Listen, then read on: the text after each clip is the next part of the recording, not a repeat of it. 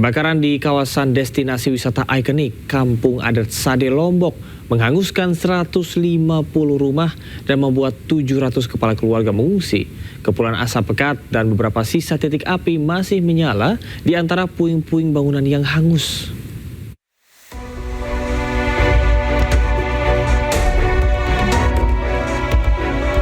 Duka mendalam menyelimuti kawasan destinasi wisata ikonik Kampung Adat Sade, Desa Rembitan, Kecamatan Pujut, Kabupaten Lombok Tengah, Nusa Tenggara Barat. Pasca kebakaran hebat pada Sabtu malam, sedikitnya 70 rumah adat suku Sasak ludes rata dengan tanah. Ratusan kepala keluarga terdampak terpaksa mengungsi dan 300 lebih pelaku wisata di kampung ini kehilangan mata pencaharian mereka. Hingga Minggu pagi kondisi Kampung Adat Sade porak-poranda. Kepulan asap pekat dan beberapa sisa titik api masih menyala di antara puing-puing bangunan yang hangus. Aparat TNI Polri bersama masyarakat setempat saling bahu-membahu menyiramkan air ke sisa-sisa reruntuhan untuk memastikan api benar-benar padam dan tidak kembali berkobar. Di tengah puing, sejumlah warga mengais barang perabotan serta benda berharga yang masih bisa diselamatkan. Pemerintah mulai membentuk posko darurat untuk logistik seperti bantuan hingga kesehatan termasuk dapur umum.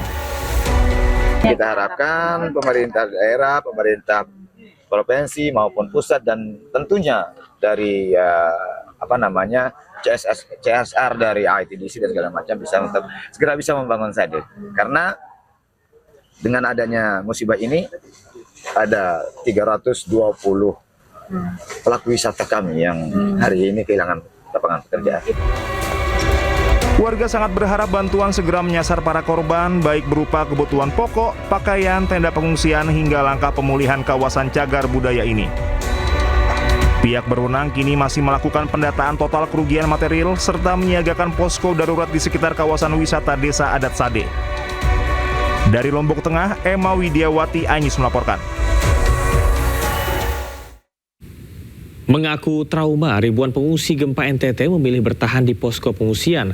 Sejak awal mengungsi, mereka belum berani pulang ke rumah masing-masing.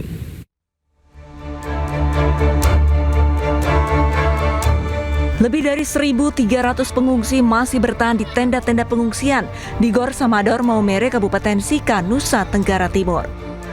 Mereka masih takut kembali ke rumah karena trauma dan khawatir terjadi gempa susulan.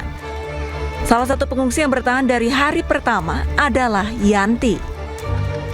Kebutuhan anak-anak kita juga pakai uang pribadi. Makanya kita ke sana ke sini jual ikan, pagi pulang pulang sore, kadang pulang malam karena kita di pasar sana sampai jam 10 malam. Biasa jam 10 malam kita pulang ke tenda.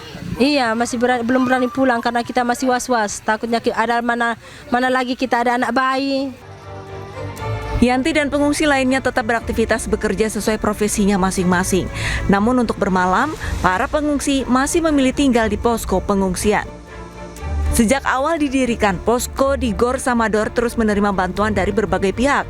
Namun, para korban meminta agar donatur juga memberikan bantuan makanan dan perlengkapan bayi untuk anak-anak mereka.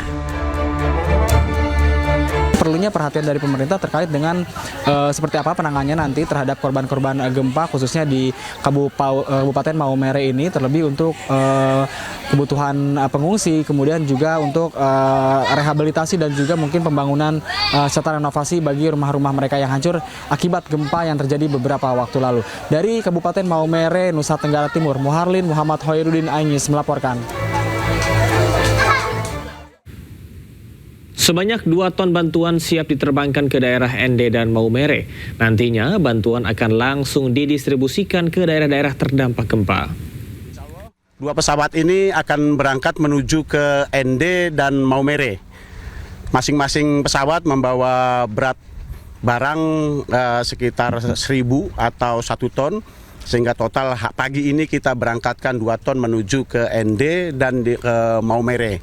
Setelah itu, setelah sampai di ND dan Maumere, personel kami yang ada di posko Aju sudah standby dan siap mendistribusikan ke tempat-tempat tujuan.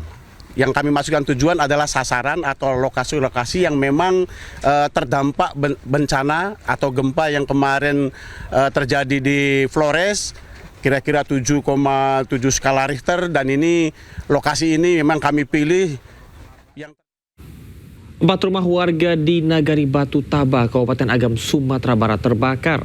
Petugas pemadam kebakaran menerjunkan 6 unit armada untuk menjinakkan api.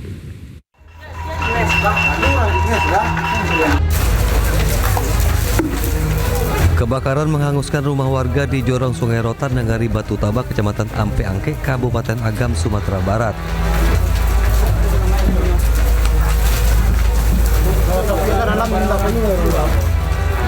Banyaknya bahan yang mudah terbakar dan bangunan yang berdempetan membuat api semakin mengganas hingga meludeskan 4 rumah. Warga sempat berupaya memadamkan api menggunakan peralatan seadanya, namun gagal. Api padam setelah petugas mengerahkan 6 unit armada pemadam kebakaran ke lokasi. Kami armada menurunkan 3 armada dari Kabupaten Agam dan dibantu oleh rekan-rekan dari Bukit Tinggi sebanyak 2 armada dan 1 armada dari Padang Panjang. Api bisa dijinakkan 1 jam kemudian. Alhamdulillah tidak ada korban jiwa, namun kerugian mencapai kira-kira 320 juta. Tidak ada korban jiwa, para korban kebakaran mengungsi ke masjid setempat. Polisi masih menyelidiki penyebab pasti kebakaran. Dari Agam, Sumatera Barat, Wahyu Sikumbang, iNews melaporkan. Tembakan peringatan ke udara membuarkan kumpulan remaja diduga hendak tawuran di Kota Makassar, Sulawesi Selatan. Polisi mengamankan 7 remaja bersama dengan 5 sepeda motor dan anak busur panah.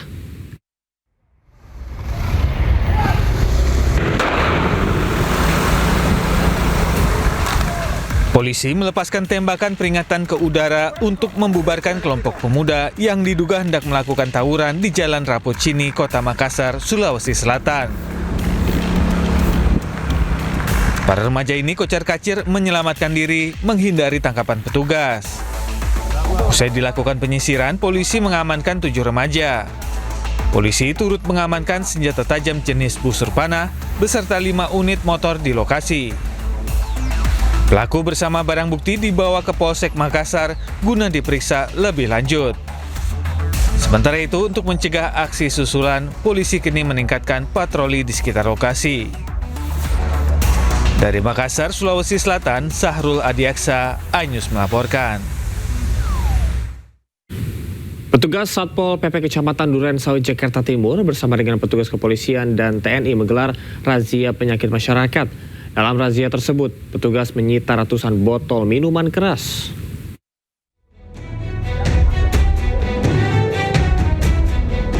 Petugas Satpol PP Kecamatan Durensawit bersama petugas kepolisian dan TNI menggelar razia di sejumlah toko yang menjual minuman keras. Dalam razia tersebut, penjaga toko tak berkutik saat petugas menemukan botol minuman beralkohol yang masih dijual. Sebanyak 127 minuman beralkohol berbagai merek disita dari 2 toko yang terjaring razia tersebut. Razia penyakit masyarakat dilakukan untuk menjaga kondusivitas wilayah Durensawit dari peredaran minuman keras yang dampaknya bisa mengganggu masyarakat. Minuman beralkohol dianggap bisa menjadi pemicu tawuran dan berbagai kegiatan negatif.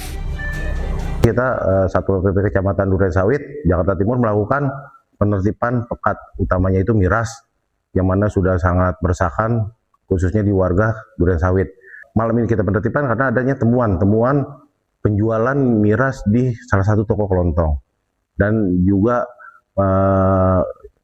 pembelinya masih anak-anak remaja yang timbulnya tawuran mengganggu warga. Selanjutnya, ratusan botol minuman beralkohol berbagai merek tersebut langsung disita ke kantor Kecamatan Durensawit untuk dimusnahkan. Dari Jakarta, Rizky Falufi, iNews melaporkan. Sesosok mayat ditemukan mengambang di sungai kawasan Tarik Sidoarjo, Jawa Timur. Polisi masih menyelidiki penyebab kematian korban lantaran ditemukan banyak luka di tubuh korban.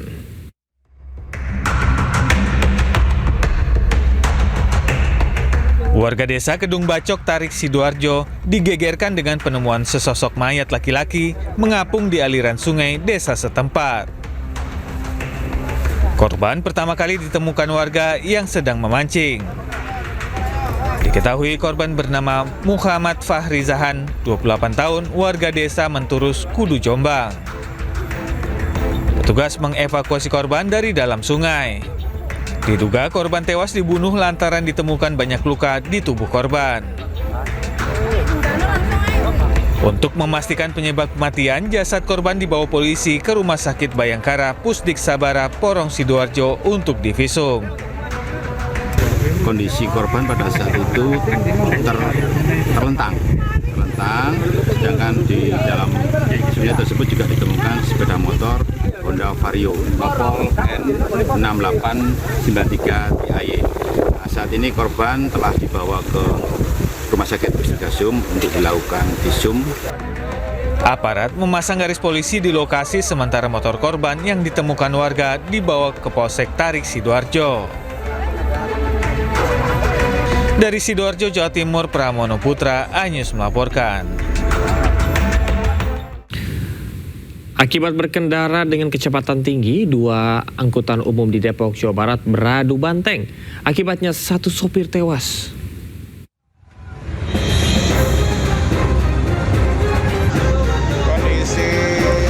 Dua angkutan umum tabrakan di Jalan Raya Sawangan, Pancoran Mas, Kota Depok, Jawa Barat.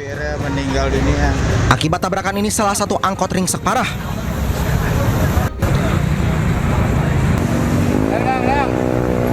Tidak hanya itu, sang sopir meninggal dunia di tempat kejadian akibat terjepit badan mobil angkot yang ringsek.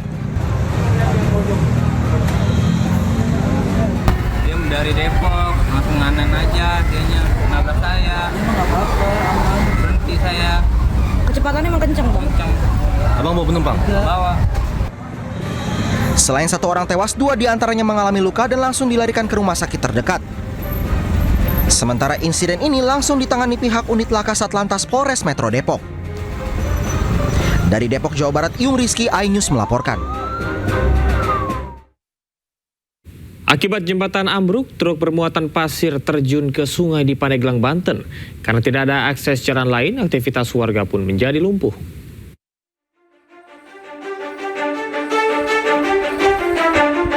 Akibat tidak kuat menahan beban saat truk bermuatan pasir melintas, jembatan di kampung Citoke, Mekarsari, Panembahan, Pandeglang, Banten ini tiba-tiba saja ambruk. Kepala truk langsung terjun bebas ke dalam sungai. Beruntung air sungai sedang surut sehingga truk bermuatan pasir ini tidak tenggelam. Dengan menggunakan alat seadanya, warga bergotong royong mengevakuasi truk. Namun akibat terbatasnya alat, proses evakuasi pun berlangsung lama. Selain itu, akses yang sempit dan kondisi sungai yang berlumpur membuat evakuasi semakin dramatis. Nah Pak, berarti setelah ambruknya jembatan ini kegiatan warga terganggu nggak? Otomatis Pak, terganggu, lumpuh Pak. Kalau sudah kayak keadaan seperti ini pasti lumpuh. Akibat jembatan ambruk dan terhalang truk yang terguling, aktivitas warga pun seketika lumpuh. Tidak ada korban jiwa dalam peristiwa ini. Sopir dan kernet truk dilaporkan selamat. Dari Pandeglang, Banten, Pebi Febrianto, iNews melaporkan. Hendak menuju ke lokasi kebakaran, 1 unit armada pemadam kebakaran Kabupaten Polewali Mandar, Sulawesi Barat mengalami kecelakaan dan terguling di Jalan Trans Sulawesi. 8 petugas termasuk sopir mengalami luka serius.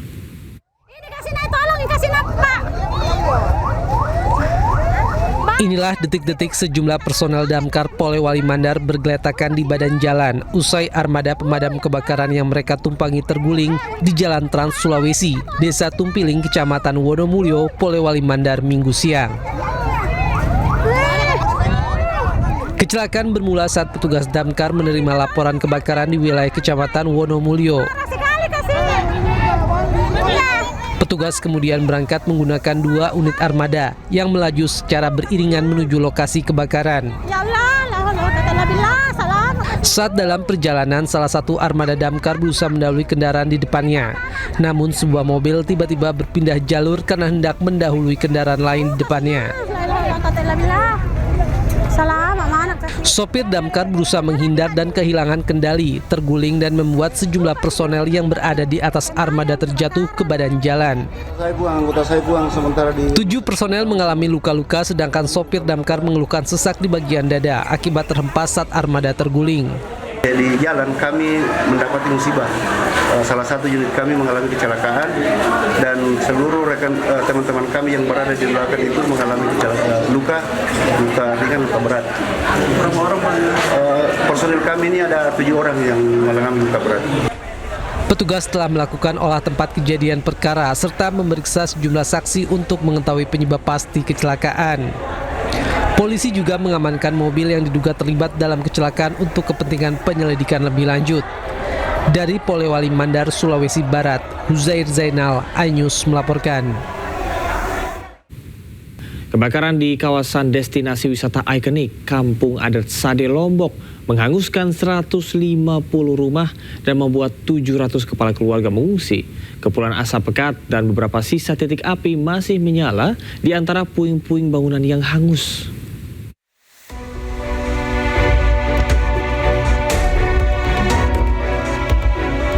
Duka mendalam menyelimuti kawasan destinasi wisata ikonik Kampung Adat Sade, Desa Rembitan, Kecamatan Pujut, Kabupaten Lombok Tengah, Nusa Tenggara Barat. Pasca kebakaran hebat pada Sabtu malam, sedikitnya 70 rumah adat suku Sasak ludes rata dengan tanah. Ratusan kepala keluarga terdampak terpaksa mengungsi dan 300 lebih pelaku wisata di kampung ini kehilangan mata pencaharian mereka. Hingga Minggu pagi, kondisi Kampung Adat Sade porak-poranda. Kepulan asap pekat dan beberapa sisa titik api masih menyala di antara puing-puing bangunan yang hangus. Aparat TNI Polri bersama masyarakat setempat saling bahu-membahu menyiramkan air ke sisa-sisa reruntuhan untuk memastikan api benar-benar padam dan tidak kembali berkobar. Di tengah puing, sejumlah warga mengais barang perabotan serta benda berharga yang masih bisa diselamatkan. Pemerintah mulai membentuk posko darurat untuk logistik seperti bantuan hingga kesehatan termasuk dapur umum. Kita harapkan pemerintah daerah, pemerintah provinsi maupun pusat dan tentunya dari CSR dari ITDC dan segala macam segera bisa membangun Sade. Karena dengan adanya musibah ini ada 320 pelaku wisata kami yang hari ini kehilangan lapangan pekerjaan. Warga sangat berharap bantuan segera menyasar para korban, baik berupa kebutuhan pokok, pakaian, tenda pengungsian, hingga langkah pemulihan kawasan cagar budaya ini. Pihak berwenang kini masih melakukan pendataan total kerugian material serta menyiagakan posko darurat di sekitar kawasan wisata Desa Adat Sade. Dari Lombok Tengah, Emma Widiawati, iNews melaporkan. Mengaku trauma, ribuan pengungsi gempa NTT memilih bertahan di posko pengungsian. Sejak awal mengungsi, mereka belum berani pulang ke rumah masing-masing.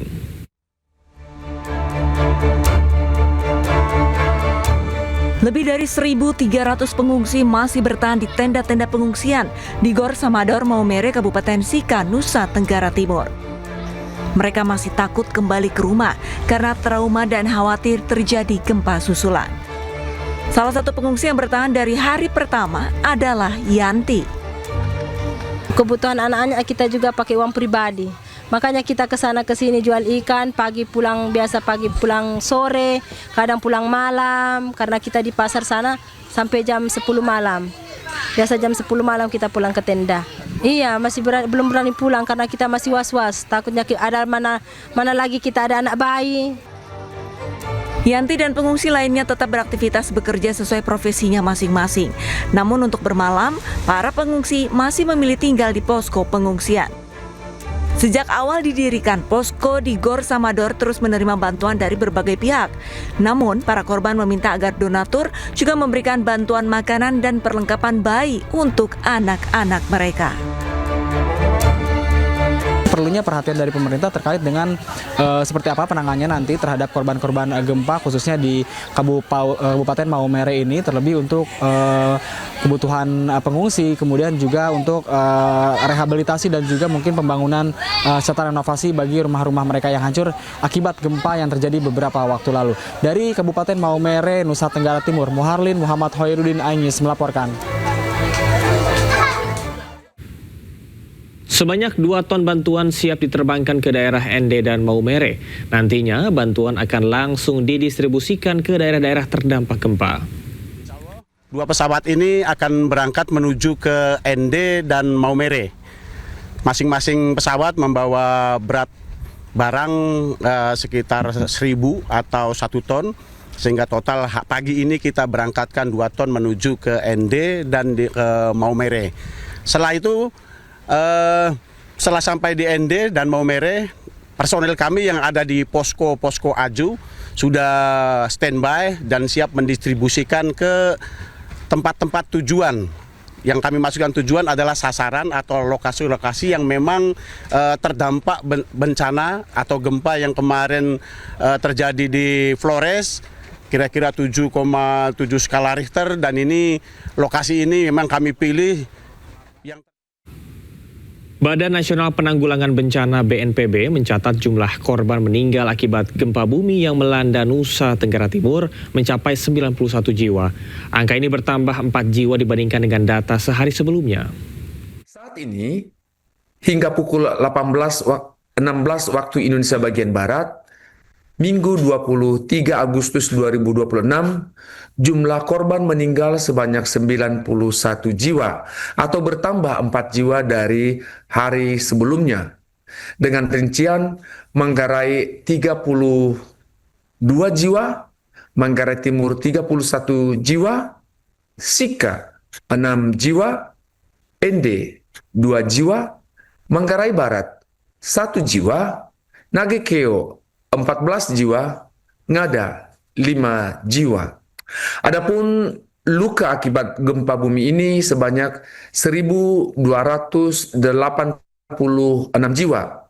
Manggarai Timur merupakan kabupaten yang mengalami luka yang paling banyak sebesar 643 jiwa. Kemudian disusul Manggarai Barat sebanyak 504 jiwa. Saat ini, data pengungsi yang ada di pada kami bertambah lagi menjadi 161.084 jiwa. Adapun 3 kabupaten yang paling tinggi adalah Kabupaten Manggarai, pengungsinya sebanyak 46.519 jiwa. Kabupaten Nagekeo 34.256 jiwa dan Kabupaten Manggarai Timur 31.372 jiwa. Pasca gempa mengguncang Nusa Tenggara Timur, ratusan warga pesisir harus bertahan di lokasi pengungsian. Lantas bagaimanakah kondisi para pengungsi dan penyaluran bantuan di lokasi yang cukup terisolir ini? Berikut laporan jurnalis iNews Juan Guardiola dan juru kamera Seto Pratomo langsung dari Kabupaten Ngada, Nusa Tenggara Timur. Ya pemirsa, saat ini saya sedang berada di pengungsian Desa Lengkosambe, Kabupaten Ngada, di mana di sini ada sekitar 300 orang pengungsi dari 3 desa gabungan, yakni Lengkosambe Induk, Lengkosambe Tengah, dan Lengkosambe Utara. Mereka memilih untuk mengungsi karena rumah mereka di area pesisir pantai sudah rusak akibat gempa yang terjadi di Nusa Tenggara Timur, dan juga mereka ada kekhawatiran terjadi tsunami dan gempa susulan. Oleh karena itu saat ini kami memastikan bantuan dari TNI Angkatan Udara bisa tersalurkan bahkan di titik yang sulit dijangkau. Oleh karena itu tadi kami sudah melihat bagaimana bantuan diserahkan kepada pihak dari para pengungsi. Kemudian saat ini kegiatan yang tengah berlangsung selain daripada pendistribusian bantuan, di sini ada trauma healing anak dan juga ada pemeriksaan kesehatan dari TNI Angkatan Udara. Untuk mengetahui bagaimana proses daripada pemeriksaan kesehatan, kami akan mengajak Anda untuk melihat langsung kegiatan yang sedang berlangsung. Nah, di sini sedang ada para pengungsi yang dicek kesehatannya, apakah mereka kondisi fisiknya fit atau kurang sehat. Nah, ini dipastikan lagi. Nah, kemudian untuk mengetahui lebih lanjut, saya akan berbincang langsung kepada para pengungsi yang ada di sini. Selamat malam, Mama. Selamat malam, Pak. Dengan Mama siapa ini? Mama Maria Gure Timur nih. Oke, Mama Maria, boleh dijelasin nggak di sini ngungsi udah dari kapan? Di sini ngungsi sudah dari tanggal 15 hari Sabtu. Kami sudah 1 minggu 1 hari di sini. 1 minggu 1 hari? 1 hari. Kenapa alasannya ngungsi di sini, Mama? Karena gempa goncangan besar 7,8. Maka kami semua masyarakat dari Lengkosambe Utara, kami semua mengungsi di sini. Kami karena takut air yang naik sampai di perumahan masyarakat. Nah, jadi kami lari mengungsi ke sini karena takut tadi. Tapi kondisi rumah sendiri gimana, Mbak? Rumah sendiri sekarang di Desa Lengkosambi Utara, tempatnya tinggalnya di Batu Lajar. Kami di dekat pinggir pantai. Kondisinya? Kondisinya sudah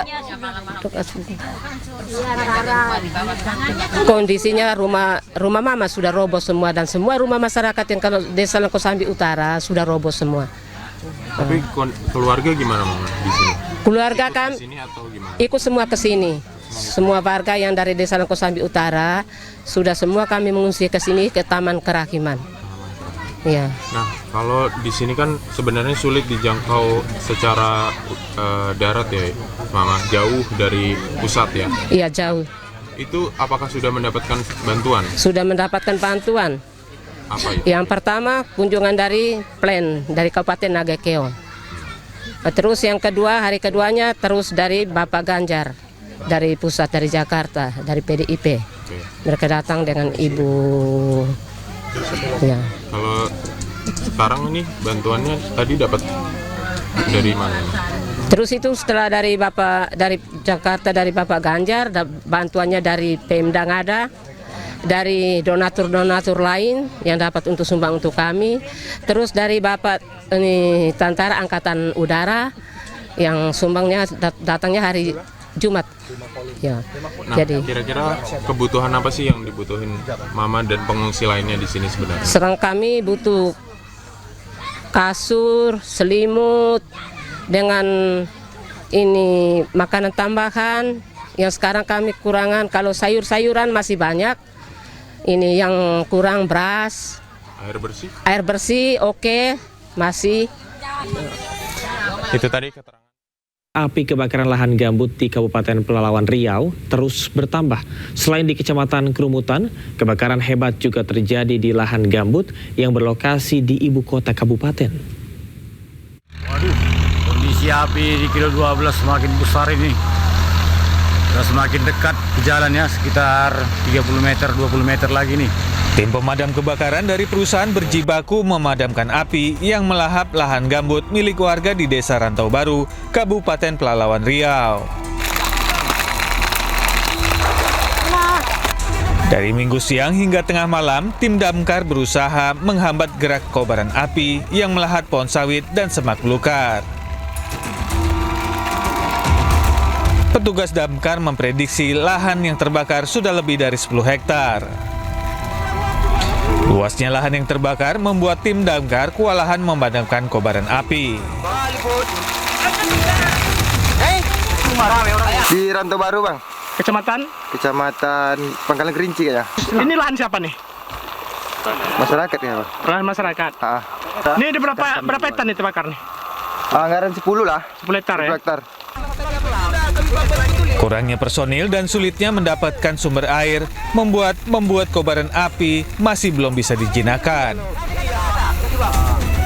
Dari Kabupaten Pelalawan Riau, Diki Kurniawan, Anyus melaporkan. Kebakaran hutan dan lahan di Palangkaraya, Kalimantan Tengah terus meluas. Kobaran api yang tiba-tiba membesar dan mendekati pemukiman membuat warga panik.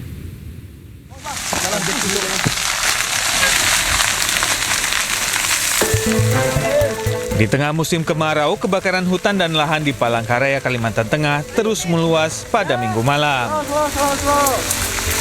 Kobaran api tiba-tiba membesar dan mendekati permukiman warga di Jalan Simpei Karuhe 3, Kecamatan Jekan Raya, Palangkaraya. Mengetahui api semakin mendekat, warga sekitar panik dan berhamburan keluar rumah. Petugas pengendalian kebakaran hutan dan lahan dari Dinas Kehutanan Provinsi Kalimantan Tengah yang tiba di lokasi langsung berupaya memadamkan api. Petugas mendatangkan mobil tangki untuk menyuplai air karena sumber air di sekitar lokasi kebakaran terbatas. Hingga tengah malam, petugas masih berjibaku memadamkan api yang membakar lahan. Ya, kekhawatiran warga itu kan karena di sini kan ada komplek perumahan juga dan api itu kan kelihatan besar dan takutnya menyebar ke arah dan ada angin juga kan. Sangat terganggu karena mengganggu pernapasan terutama anak-anak. Debu juga nggak bisa buka pintu rumah karena banyak itu abu-abunya itu di teras-teras rumah masuk ke dalam rumah. Warga sekitar terus berjaga untuk mengantisipasi jika api kembali membesar dan merambat ke arah rumah mereka. Dari Palangkaraya, Kalimantan Tengah, Ade Sata, iNews melaporkan. Kebakaran hutan dan lahan saat musim kemarau dan cuaca panas di Palangkaraya, Kalimantan Tengah terus terjadi. Petugas Pejibaku melakukan pemadaman lebih dari 5 hektar lahan yang terbakar di tengah kabut asap pekat.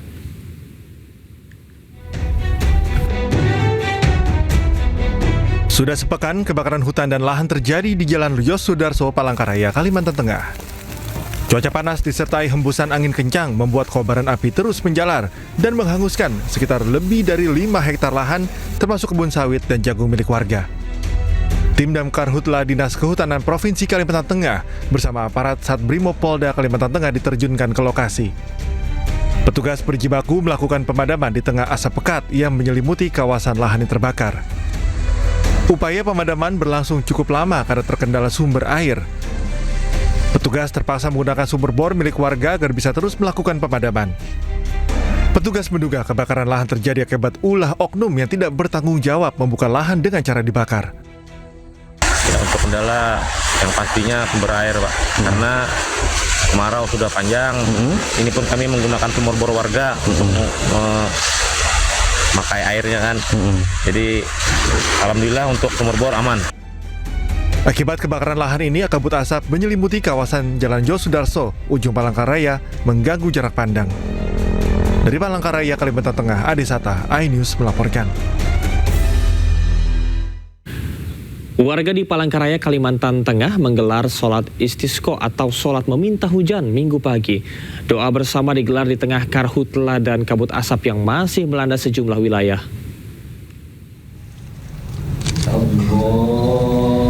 Sholat istisqa digelar di kawasan Bundaran Besar Tawalang, Palangkaraya dan diikuti masyarakat bersama dengan sejumlah unsur terkait.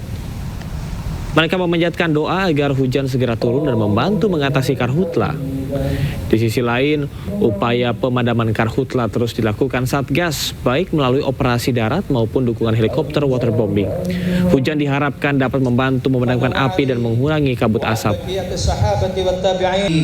Harapannya semoga keadaan bisa menjadi baik seperti semula, terus juga tidak ada asap, terus semua aktivitas masyarakat bisa lancar seperti biasa. Tangani kebakaran udara, TNI Angkatan Udara melaksanakan operasi modifikasi cuaca. Operasi ini diharapkan meningkatkan potensi hujan sehingga bisa memadamkan titik api dan membersihkan udara.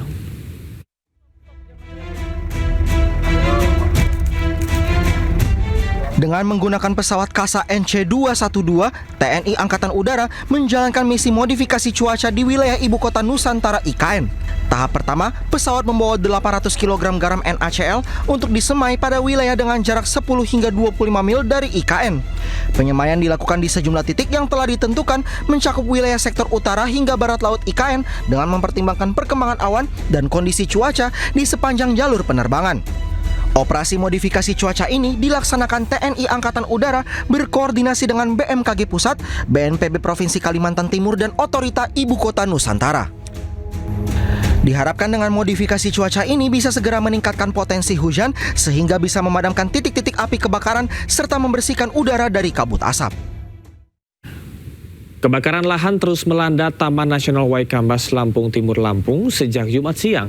250 personel gabungan dikerahkan memadamkan api.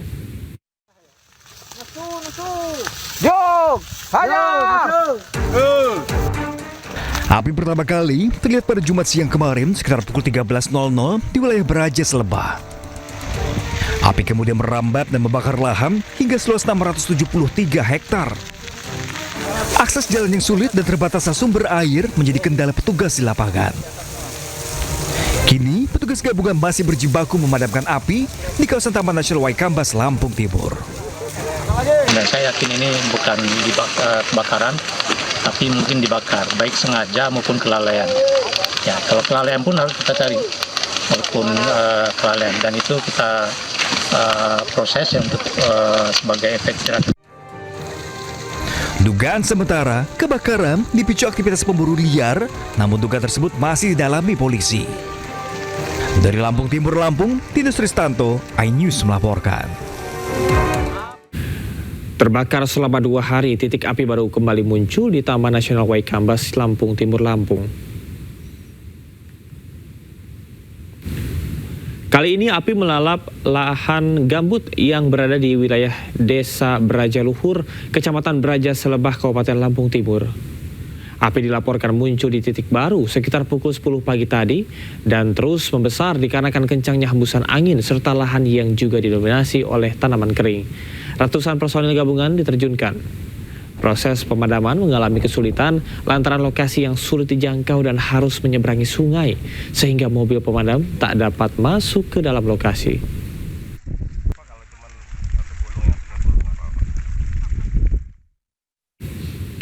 Kebakaran hutan dan lahan juga terjadi di Nabire, Papua. Petugas gabungan TNI dan pemadam kebakaran langsung turun ke lokasi untuk memadamkan api. Kebakaran hutan dan lahan terjadi di sejumlah titik di wilayah Kabupaten Nabire, Papua Tengah. Besarnya api sempat membuat warga panik. Api pun merambat dengan cepat dan mendekati perumahan warga. Api juga sempat mendekati kawasan Bandara Nabire. Petugas pemadam kebakaran yang menerima laporan langsung menuju ke lokasi. Tak lama, pasukan TNI dari Batalion Teritorial Pembangunan 804 mengerahkan 70 anggotanya untuk membantu memadamkan api. Berdasarkan data BMKG, pada 20 hingga 21 Agustus 2026, ada 512 titik panas di Papua Tengah. Ada pemadaman di lokasi Jalan Baru, Paroki Atas, menuju SP. Di sinilah tempat yang terjadi pusat kebakaran di sini. Apinya banyak menuju ke kota. Di sepanjang kanan kiri jalan kita bisa saksikan kurang lebih sekitar 1 kilo terjadi kebakaran, termasuk di Waruki Jalan Bawah. Di tengah kepungan asap akibat kebakaran hutan dan lahan, warga Sampit, Kalimantan Tengah bertahan di rumah mereka. Para warga mulai terserang penyakit pernapasan akibat kepulan asap karhutla.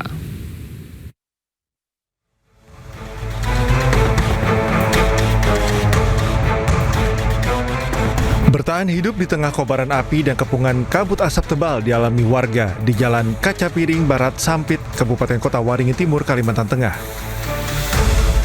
Warga terdampak yang tetap bertahan mengaku mengalami sesak napas. Sudah 5 hari lamanya petugas gabungan terus melakukan upaya pemadaman, namun api tak juga kunjung padam. Padahal rentetan api terus bergerak mendekati kawasan permukiman warga. Pertama gejala sesak napas, sering flu-flu, gejalanya. Sakit kepala mungkin sakit kepala, pokoknya intinya sesak napas lah. Situasi yang sama juga dirasakan warga lainnya di kawasan ini meskipun kabut asap terasa lebih tipis. Warga tetap berjaga-jaga secara bergiliran selama 24 jam penuh. Sebab sisa pembakaran yang terbawa angin kerap menyulut ranting kering hingga sangat rentan terbakar. Karena warung standby kadang tiba-tiba api yang dari sana bisa melompat ke sebelah, bisa begitu. Karhutla yang terjadi di Kabupaten Kota Waringin Timur saat ini adalah yang terparah sepanjang tahun 2026. BPBD setempat mencatat luas lahan yang terbakar sudah lebih dari 1.400 hektar.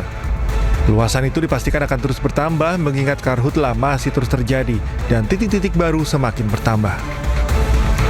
Dari Kabupaten Kota Waringin Timur, Kalimantan Tengah, Normansyah, iNews melaporkan. Presiden Prabowo Subianto juga meminta aparat untuk menyelidiki dalang di balik kebakaran hutan dan lahan. 4 perusahaan diduga bertanggung jawab atas kebakaran yang terjadi di penjuru Kalimantan.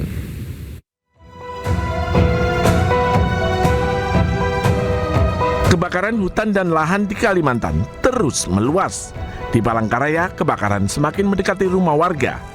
Asap yang menyelimuti sejumlah kota di Kalimantan membuat warga alami gangguan pernapasan.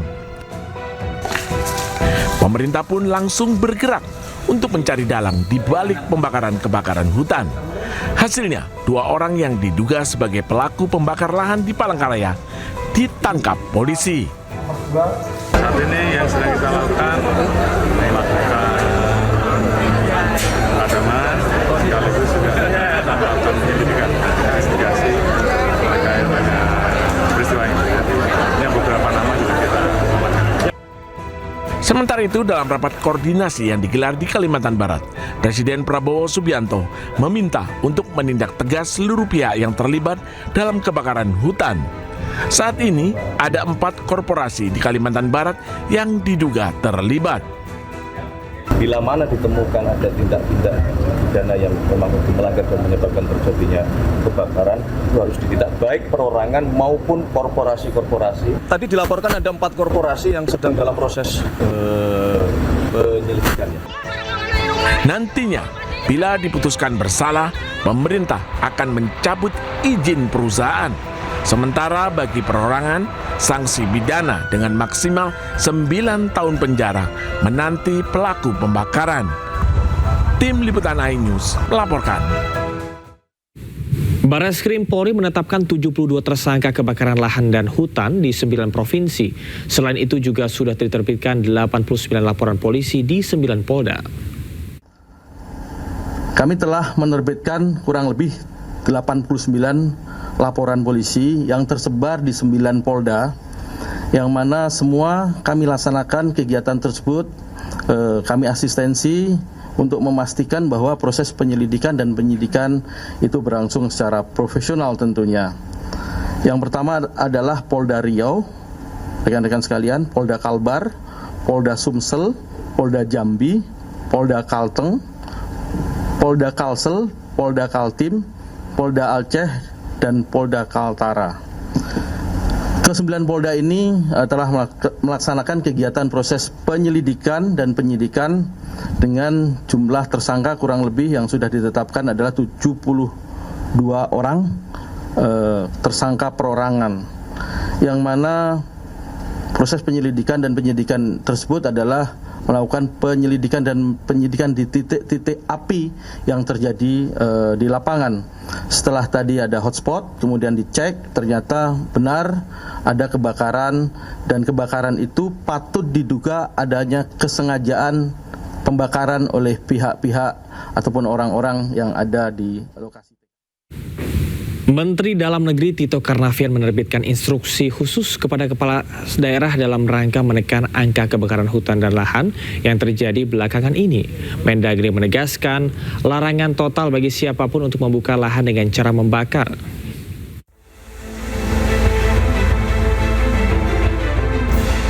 Menteri Dalam Negeri Tito Karnavian menekankan aturan pelarangan buka lahan dengan cara membakar yang berlaku bagi seluruh kepala daerah, mulai dari gubernur, bupati, hingga wali kota. Berbeda dengan aturan sebelumnya, kini tak ada lagi pengecualian termasuk untuk alasan adat istiadat.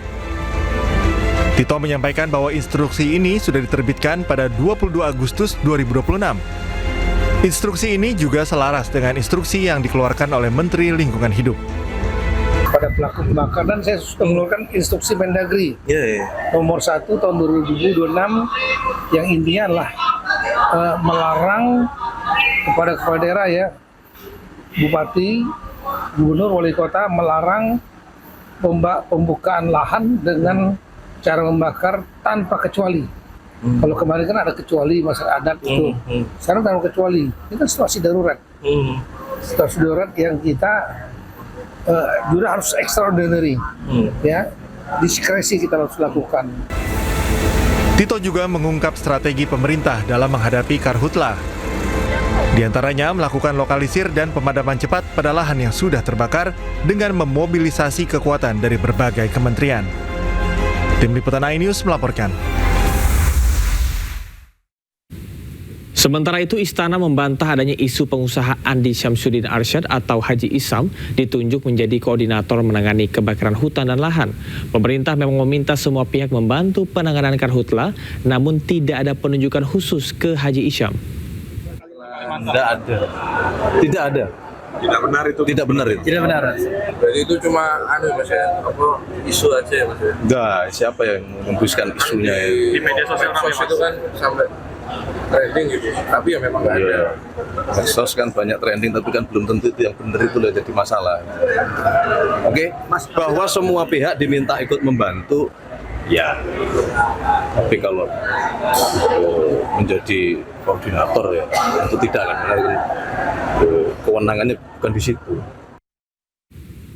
Menteri Desa dan Pembangunan Daerah Tertinggal Yandri Susanto menyampaikan langkah pemerintah dalam menangani dampak bencana di desa.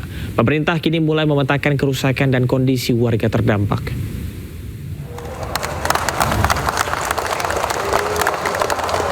Di sela pelantikannya sebagai Ketua Umum Ikatan Keluarga Seganti Setungguan, Yandri menyampaikan perkembangan penanganan dampak bencana di desa. Kementeriannya telah mengirim tim untuk melihat kondisi warga, sarana prasarana, serta keberlangsungan pelayanan publik. Pemerintah kini mematangkan data tingkat kerusakan, mulai dari rusak berat, rusak ringan, hingga kondisi yang mengalami kelumpuhan akibat bencana. Data tersebut akan dikoordinasikan dengan kementerian dan lembaga terkait. Hasil pendataan akan menjadi dasar untuk menyusun langkah pemulihan, termasuk sarana prasarana dan pelayanan publik di desa terdampak.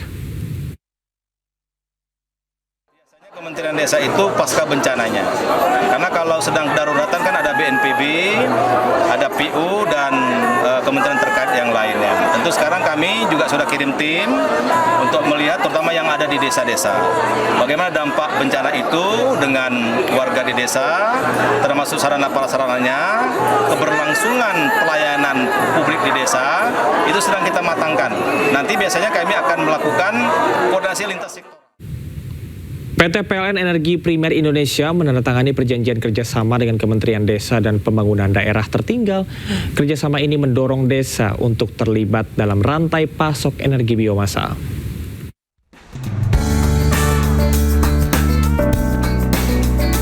Disepakati Kamis 20 Agustus 2026, kerjasama ini menyasar pengembangan ekosistem biomasa berbasis ekonomi kerakyatan melalui badan usaha milik desa dan mendorong desa terlibat dalam rantai pasok energi biomasa. Melalui kerjasama dengan PLN Energi Primer Indonesia, potensi biomasa di desa akan dimanfaatkan sebagai bahan bakar pembangkit listrik. Sebanyak 75.265 desa di Indonesia memiliki potensi untuk pemenuhan kebutuhan biomasa.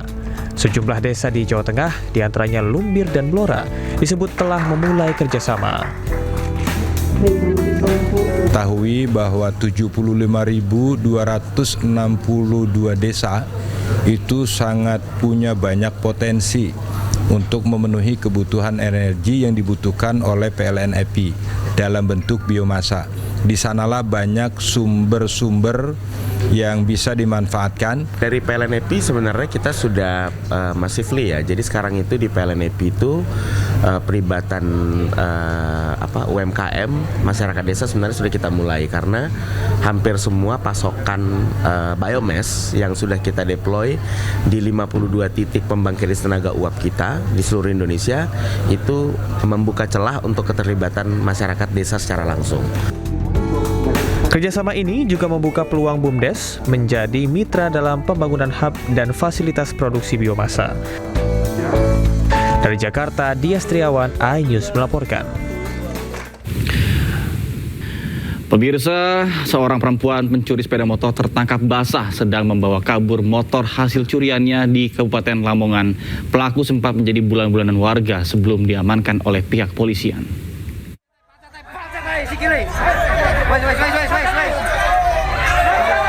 Beginilah aksi massa yang geram dengan pelaku pencurian motor di Desa Menongo, Kecamatan Sukodadi.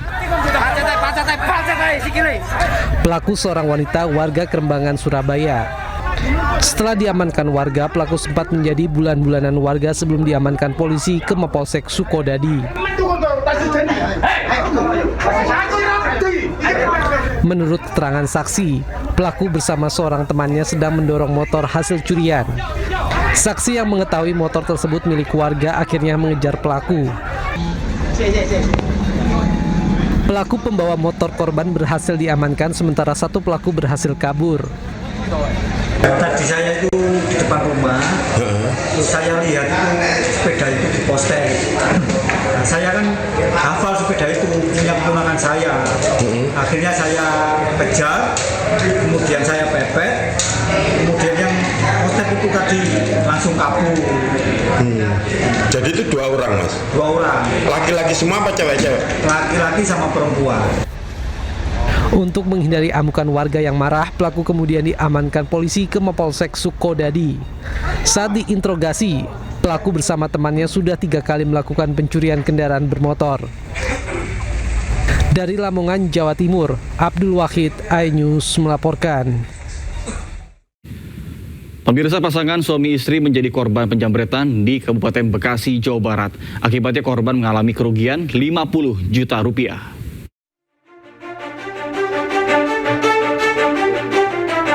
Pasangan suami istri menjadi korban penyamretan di Jalan Perumahan Bumi Cikarang Makmur, Bekasi saat mengendarai motor hendak pulang dari toko tempat usaha mereka terekam CCTV. Awalnya, para pelaku yang menggunakan motor berhenti di depan motor korban, langsung menghampiri dan merampas tas yang dibawa korban. Korban sempat memberikan perlawanan, namun diancam dengan senjata tajam. Tas milik korban yang berisi uang dan barang-barang berharga dibawa kabur pelaku. Korban mengalami kerugian 50 juta rupiah dan luka di tangan. Aksi kawanan jambret ini terbilang nekat karena beraksi saat kondisi ramai.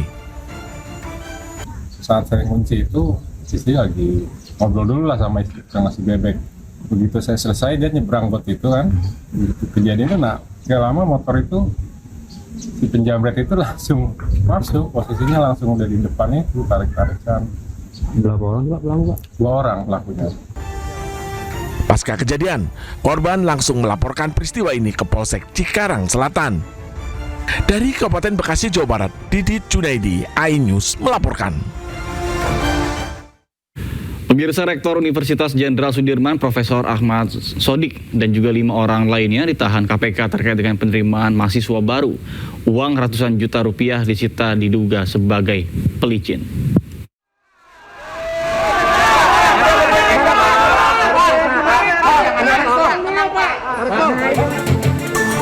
Komisi Pemberantasan Korupsi (KPK) resmi menetapkan Profesor Ahmad Sodik, Rektor Universitas Jenderal Sudirman, dan Nurman Ariprayoga selaku Wakil Rektor 3 sebagai tersangka kasus dugaan suap penerimaan mahasiswa baru Fakultas Kedokteran. Keduanya terjaring operasi tangkap tangan di Purwokerto, Jawa Tengah dengan barang bukti uang pelicin senilai ratusan juta rupiah. KPK juga menetapkan tersangka lainnya, Kepala Bagian Akademik Unsud Eko Sumanto, serta 3 pihak swasta, Dian Mulia Wardana, Adi Wiharto, dan Mulyono sebagai tersangka. Pada Agustus 2026, Saudara NAP, selaku Wakil Rektor 3 Unsud, atas sepengetahuan Saudara ASO, selaku Rektor Unsud melalui 2 perantara, yaitu Saudara DMW dan Saudara AW. Keduanya selaku pihak swasta, ini diduga meminta sejumlah uang kepada orang tua calon mahasiswa baru di Fakultas Kedokteran senilai 650 juta untuk 1 mahasiswa. Bahwa kemudian permintaan tersebut dipenuhi oleh orang tua calon mahasiswa baru. Namun demikian, setelah uang tersebut diberikan kepada 2 orang perantara tadi, DMW dan AW, anak-anak yang bersangkutan tadi yang calon mahasiswa justru dinyatakan tidak lulus seleksi mahasiswa baru di Universitas Jenderal Sudirman. Sebelumnya, sejumlah pejabat Unsud menjalani pemeriksaan KPK di Mapolresta Banyumas.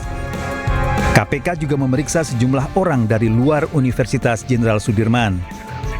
Diduga 73 kursi dari sekitar 245 kuota penerimaan mahasiswa baru jalur mandiri Unsud tahun 2026 disiapkan untuk transaksi kepada calon mahasiswa dengan imbalan sejumlah uang. Tim Liputan iNews melaporkan. Pemirsa, lantaran memasang 7 baliho ucapan selamat ulang tahun untuk Joko Widodo, Wali Kota Solo Respati Adi dilaporkan ke Kejari Surakarta. Respati diduga menyalahgunakan wewenang hingga dugaan korupsi.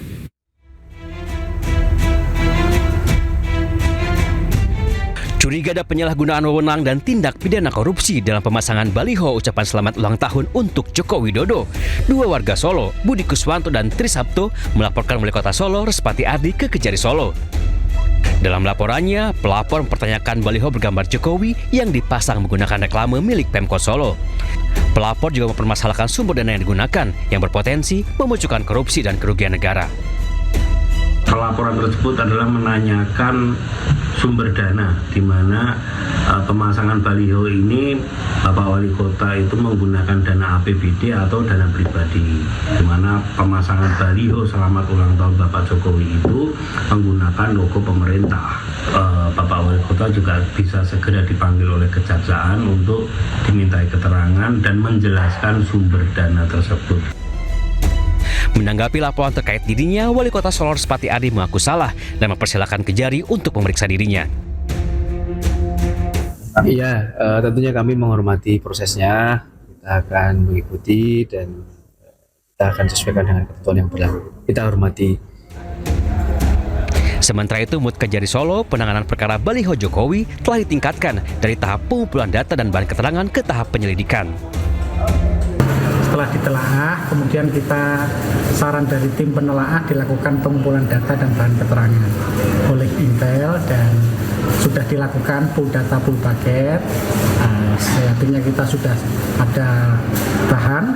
Nah, setelah itu untuk memastikan apakah ada peristiwa penyimpangan atau ada dugaan tipikor atau tidak, ya kita sedang melakukan penyelidikan. Sebelumnya untuk merayakan ulang tahun Jokowi ke-65, 21 Juni lalu, 7 baliho bergambar Jokowi disebar di sejumlah titik di kota Solo.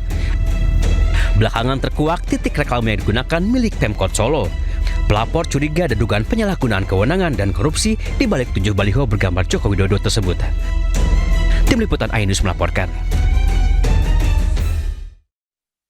Pemirsa, mantan Wakil Kepala Badan Gizi Nasional Nanik SD yang disebut-sebut punya dapur makan bergizi gratis. Hal itu disampaikan tersangka kasus korupsi MBG sekaligus mantan Wakil Kepala BGN Lodewijk Pusung saat menjalani sidang pra-peradilan.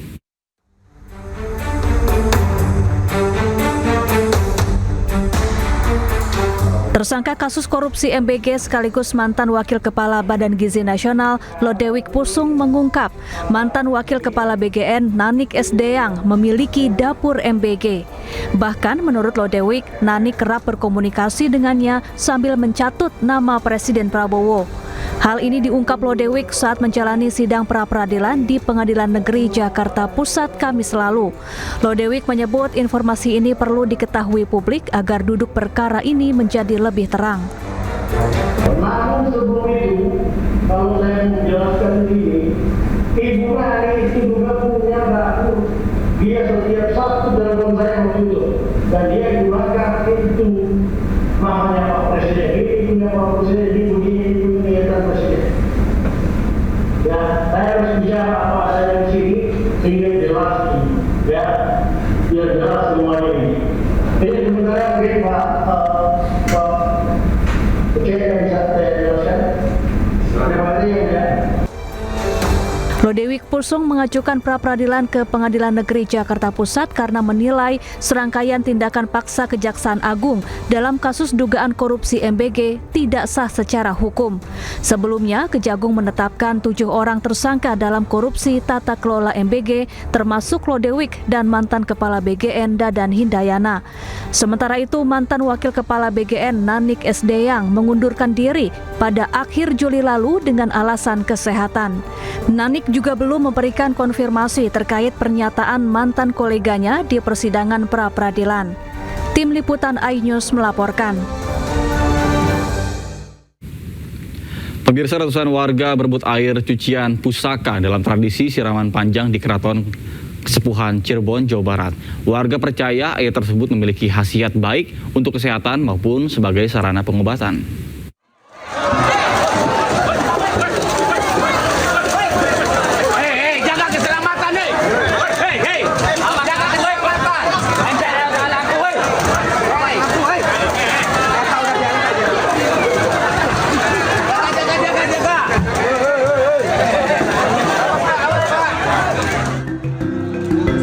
Menjelang peringatan Maulid Nabi Muhammad SAW, Keraton Kasepuhan Cirebon menggelar acara siraman panjang dengan mencuci beragam peninggalan pusaka berusia lebih dari 600 tahun peninggalan Sunan Gunung Jati, salah satu wali penyebar agama Islam di tanah Jawa.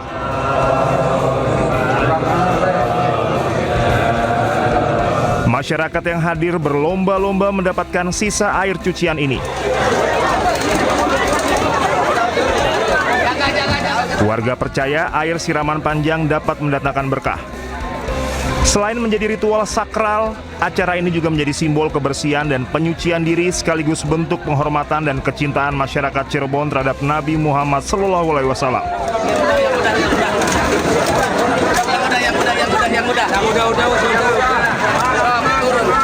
Tradisi ini merupakan warisan budaya yang memiliki nilai spiritual dan historis yang tinggi. Itu airnya buat apa nanti? Buat mandi anak-anak yang sakit, tadi sembuh, udah sembuh. Oh gitu. Buat panas, sehat. Biasanya dipakai untuk apa? Buat mandi, buat minum bisa. Emang rebutan ya kalau itu rebutan, pas rebutan. Nah, memang itu wajar rebutan. Iya. Biasanya juga rebutan, sama desak-desak gitu. Iya, tiap tahun kayak gitu. Air apa sih itu? Air kat. Maknanya yaitu membersihkan diri lah. Di samping itu kan setahun sekali dicucinya begitu. Itu jumlahnya sendiri ada berapa?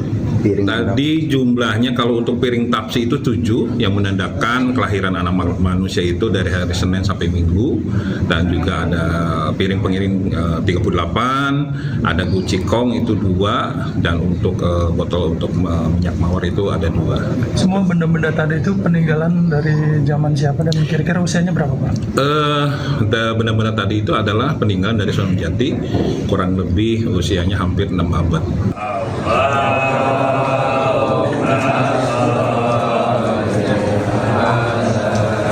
Tradisi siraman panjang sebagai bagian dari rangkaian upacara menjelang puncak acara Panjang Jimat selalu menarik perhatian banyak orang baik dari dalam maupun luar daerah.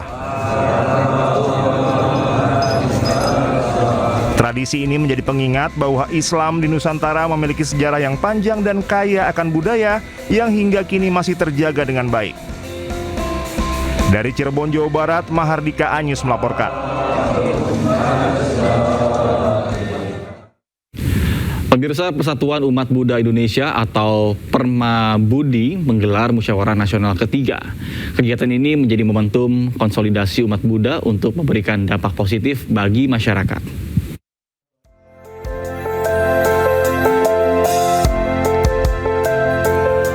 Berlangsung pada 22 hingga 23 Agustus 2026 di Wisdom Hall Suci Secondary School, Jakarta, Munas ketiga Permabudi mengusung tema Bersatu dalam Dhamma, Berkarya untuk Bangsa. Acara ini menjadi momentum konsolidasi umat Buddha untuk penetapan program kerja strategis, pemilihan kepemimpinan nasional yang baru, sekaligus merumuskan arahan strategis organisasi. Permabudi juga menegaskan komitmen dalam pengabdian kepada masyarakat, mulai dari memperkuat kerukunan, menjaga kelestarian lingkungan melalui ekodhamma, hingga aksi kemanusiaan di daerah bencana. Kita di dalam Permabudi selama ini kita bukan hanya konsentrasi di dalam ajaran agama, tapi banyak sekali kita mengambil bagian-bagian dari SDGs, yaitu kita pedulikan mulai dari lingkungan, dari hutan lindung, kita memperhatikan dari stunting, kita memperhatikan dari banyak aspek-aspek yang sesuai dengan lingkungan yang kita sebut sebagai ekodhamma. Jadi Permabudi menargetkan organisasi yang semakin maju, inklusif, dan memberikan dampak luas bagi masyarakat. Dari Jakarta, Selena Yahya Leman, Suryali Santoso, iNews melaporkan. Pemirsa, tembakan peringatan ke udara bubarkan kumpulan remaja diduga hendak tawuran di Kota Makassar, Sulawesi Selatan. Polisi amankan 7 remaja bersama dengan 5 sepeda motor dan anak busur panah.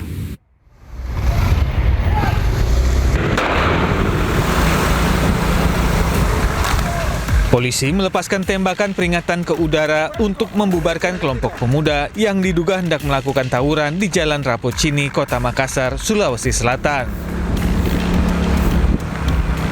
Para remaja ini kocar-kacir menyelamatkan diri menghindari tangkapan petugas. Usai dilakukan penyisiran, polisi mengamankan 7 remaja. Polisi turut mengamankan senjata tajam jenis busur panah beserta 5 unit motor di lokasi.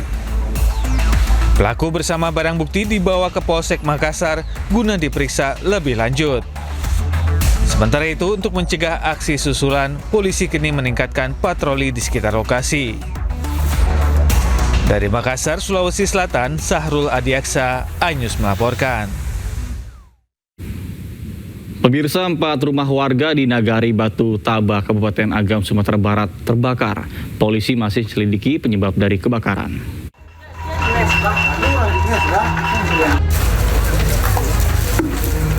Kebakaran menghanguskan rumah warga di Jorong Sungai Rotan, Nagari Batu Taba, Kecamatan Ampe Angke, Kabupaten Agam, Sumatera Barat.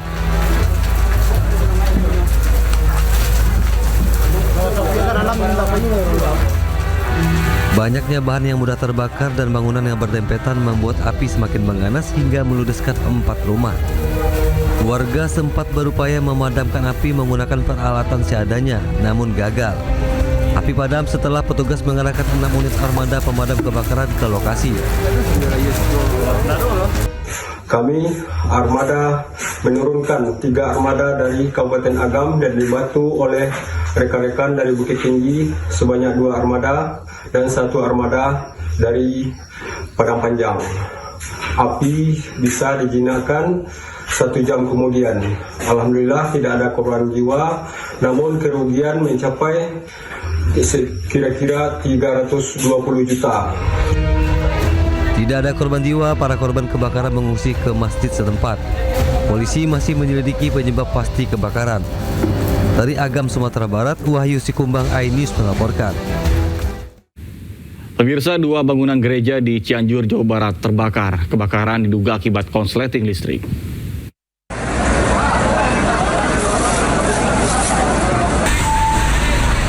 Petugas pemadam kebakaran dibantu water cannon polisi berusaha memadamkan api yang membakar gereja Bethlehem Indonesia Nehemi di Jalan Raya Muhammad Ali, Kecamatan Cianjur, Kabupaten Cianjur, Jawa Barat. Besarnya kobaran api di dalam gereja di lantai 2 membuat petugas sempat mengalami kesulitan. Petugas berhasil memadamkan api 3 jam kemudian. Diduga kebakaran akibat korsleting listrik di salah satu mesin pendingin ruangan atau AC di lantai 2 bangunan. 16.15 diketahui ada yang melaporkan bahwa sejatinya akan dilaksanakan persiapan untuk ibadah pada pukul 17.00. Akan tetapi pada waktu menghidupkan air conditioner atau pendingin dari ruangan terjadi sebuah percikan api diawali dengan asap. Tidak ada korban jiwa. Saat kejadian, jemaat yang masih berada di dalam gereja berhasil menyelamatkan diri. Polisi masih menyelidiki penyebab pasti kebakaran.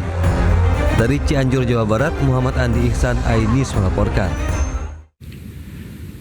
Pemirsa, 1 unit kapal ikan Pukateri terbakar di perairan Belawan, Kota Medan, Sumatera Utara. Diduga api berasal dari konsleting listrik di mesin kapal. Pukateri habis musim nih, musim kebakaran. 1 unit kapal ikan Pukateri yang tengah bersandar di gudang di kawasan Pelabuhan Perikanan Samudra Belawan, Gabion, Kelurahan Bagandeli, Kecamatan Medan Belawan, Kota Medan, terbakar Minggu sore. 7 unit mobil pemadam kebakaran dari Pemkom Medan dan Deli Serdang diturunkan ke lokasi. Petugas kesulitan memadamkan api lantaran adanya bahan bakar yang baru diisi untuk keberangkatan kapal selanjutnya. Dugaan sementara api berasal dari kamar mesin kapal yang mengalami korsleting listrik. Jadi setelah kami sampai di lokasi, kita sudah dapatkan api sudah mulai membesar, terletak di kamar mesin. Ada korban jiwa, Bang? Kalau korban jiwa kemungkinan tidak ada. Tak ada korban jiwa, namun kerugian pemilik kapal ditaksir mencapai miliaran rupiah. Dari Medan, Sumatera Utara, Yuda Bahar, iNews melaporkan. Pemirsa, terbakar selama 2 hari, titik api baru kembali muncul di Taman Nasional Waikambas, Lampung Timur, Lampung. Kali ini api melalap lahan gambut yang berada di wilayah desa Braja Luhur, Kecamatan Braja, Selebah, Kabupaten Lampung Timur. Api dilaporkan muncul di titik baru pada Minggu pagi dan terus membesar dikarenakan kencangnya hembusan angin serta lahan yang juga didominasi oleh tanaman kering. Ratusan personil gabungan pun diterjunkan dan proses pemadaman mengalami kesulitan lantaran lokasi yang sulit dijangkau dan harus menyeberangi sungai, sehingga mobil pemadam tidak dapat masuk ke dalam lokasi.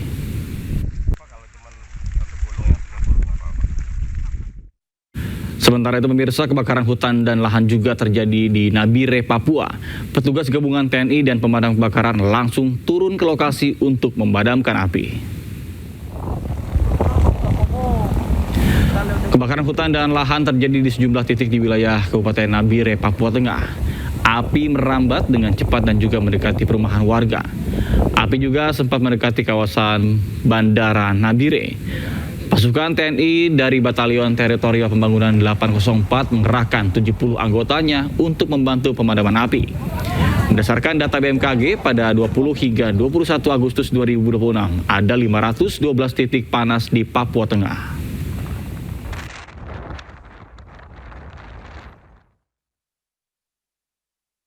Kebakaran hutan kembali mengancam sejumlah wilayah di Eropa. Kemudian di Spanyol, petugas pemadam masih bersiaga menghadapi titik api baru.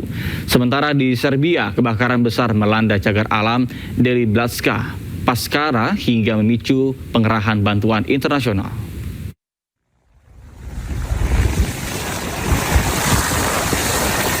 Petugas damkar terus berjibaku memadamkan kebakaran hutan di Sierra Calderona, Spanyol.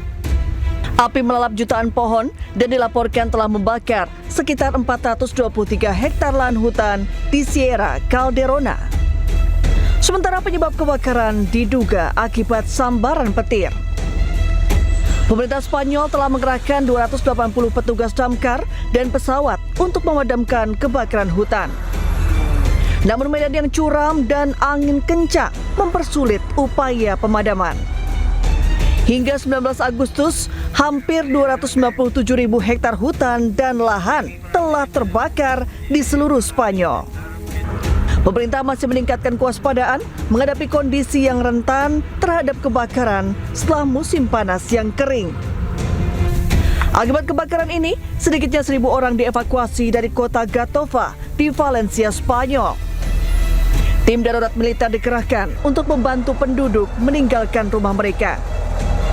Evakuasi dilakukan setelah angin kencang mendorong kobaran api menuju permukiman penduduk. Sementara itu di Serbia, warga dan petugas pemadam kebakaran berjibaku memadamkan kebakaran hutan di cagar alam Deli Blatska, Paskara. Kebakaran ini telah menghanguskan lebih dari 3.500 hektar hutan dan vegetasi. Kebakaran hutan telah berlangsung sejak awal Agustus 2026. Medan berpasir membuat upaya pemadaman menjadi sulit. Terlebih angin kencang terus memperluas titik api. Serbia kemudian meminta bantuan internasional. Pemerintah Rusia memberikan bantuan pesawat Ilyushin Il-76 untuk membantu operasi pemadaman kebakaran hutan. Sementara Uni Eropa mendatangkan 4 helikopter Black Hawk, tim pemadam kebakaran, dan kendaraan dari Jerman dan Rumania. Pemirsa, serangan drone Rusia ke mal di Kryvyi Rih, Ukraina menewaskan 16 orang dan melukai 130 orang, termasuk 23 anak-anak.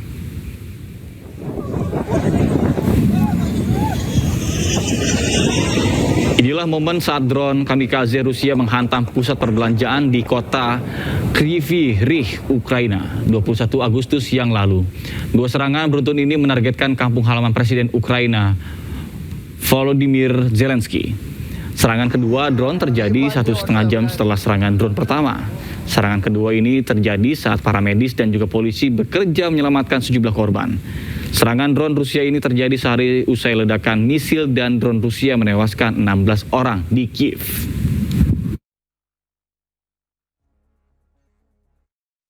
Pemirsa, 2 warga Palestina termasuk seorang anak-anak terluka dalam serangan udara terbaru Israel di Deir al-Balah, Gaza Tengah.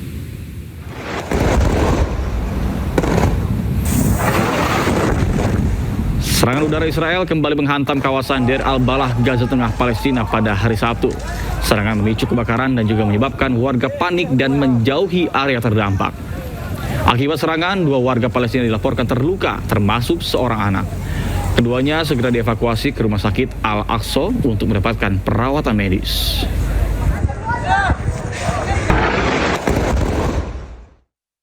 Pemirsa, bentrokan meletus di Ben Guerdane, Tunisia setelah tenggelamnya kapal migran Tunisia yang menewaskan 8 orang dan menghilangkan 6 orang.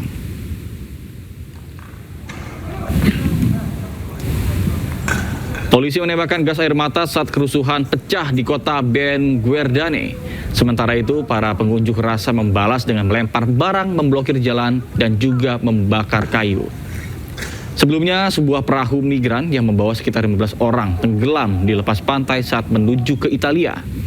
Keluarga korban menuntut pemerintah untuk mengatasi kurangnya lapangan pekerjaan di Tunisia.